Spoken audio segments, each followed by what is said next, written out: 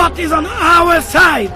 At the end of the day, the Palestinian flag will be on all Palestine, from the river to the sea.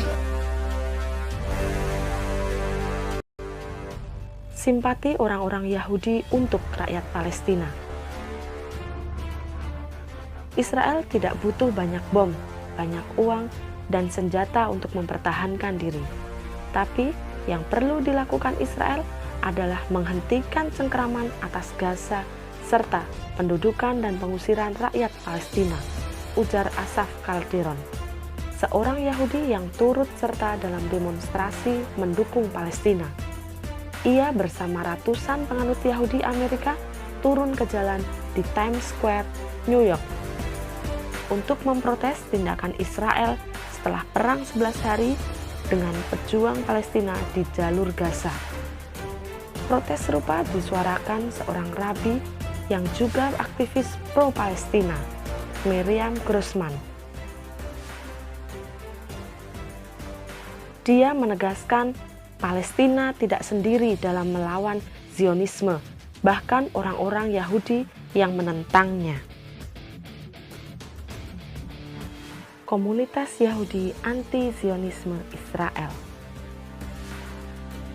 Ketidaksetujuan pada proyek Zionis bukan hal yang baru bagi tokoh Yahudi terkemuka.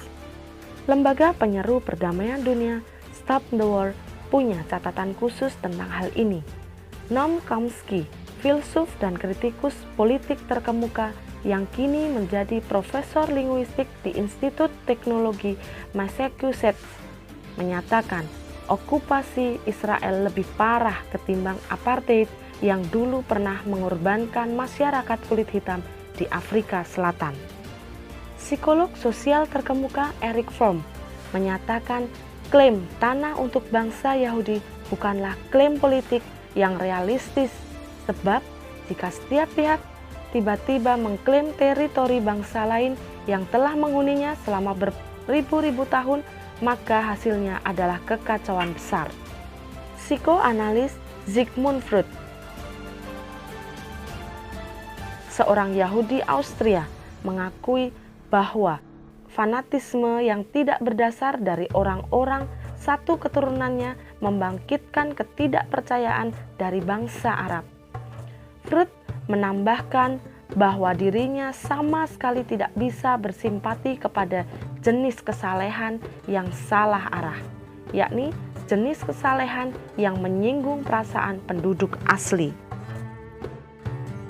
Gagasan negara Israel tidak sesuai dengan hati saya.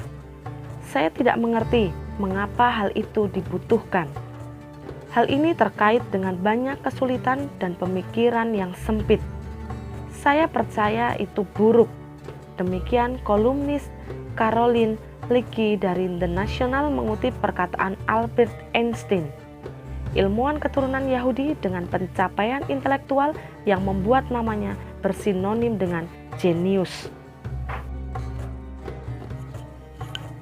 Pada 1938 di Yerusalem berdiri sebuah kelompok ultra-ortodok Yahudi bernama Neturei Karta.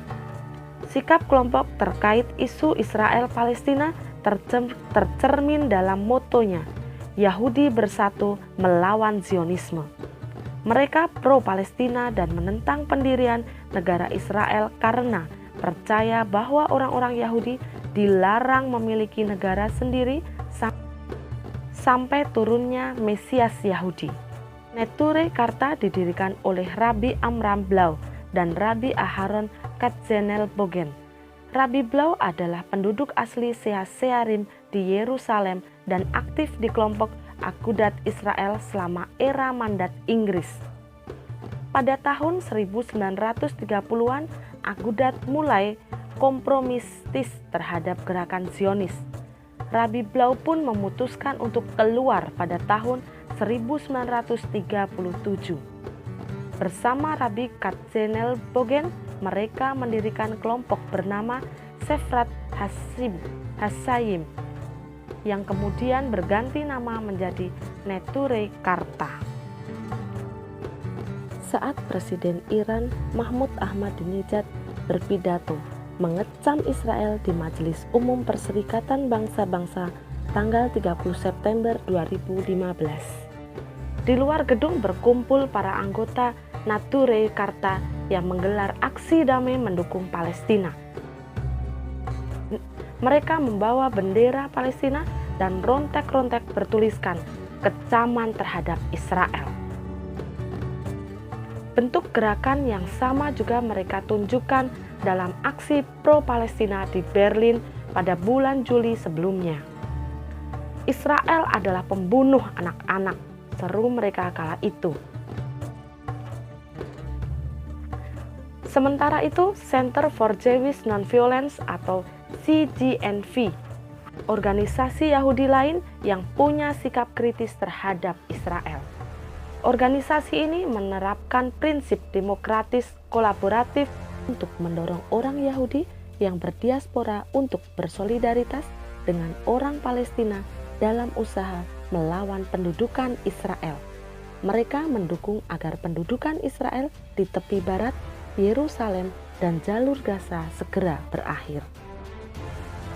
Sebagaimana tertuang dalam website resminya, prinsip pokok CGNV menjunjung tinggi kemanusiaan universal dan kesetaraan penuh antara orang Palestina dan Israel. Bentuk gerakan yang paling sering selain kampanye lewat media sosial adalah demonstrasi damai, terutama di tepi barat, Yerusalem, dan area pemukiman warga Palestina yang rawan digusur. Mereka juga mengadakan aksi penanaman pohon di tepi barat tiap libur Tu B'Shvat sebagai simbol dukungan atas kemerdekaan tanah air Palestina. Negara Israel dirancang sebagai tanah air untuk orang-orang Yahudi yang telah berdiaspora ke seluruh dunia selama ribuan tahun. Ketika tak sedikit dari generasi baru Yahudi diaspora yang memprotes kesewenang-wenangan Republik yang berdiri pada 1948 itu, klaim bahwa Israel memiliki kepentingan dan aspirasi orang Yahudi secara global pun goyah.